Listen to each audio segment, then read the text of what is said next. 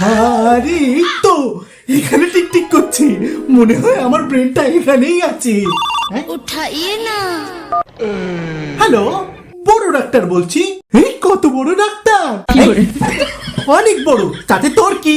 বল কি জন্য ফোন করেছিস? না, আমার বউয়ের ব্যাপারে কথা বলার ছিল, সেটা শুধু ডাক্তার বাবুকেই বলবো।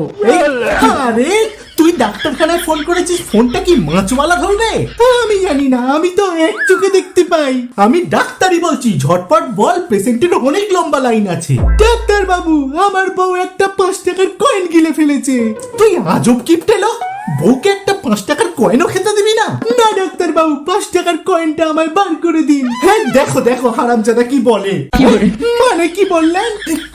আরে না না, এখন বার করিস না, আরো কিছু টাকা জমতে দে, পরে একসঙ্গে সব বার করবো। কি বলছিস কি? তোর মাথা ঠিক আছে তো?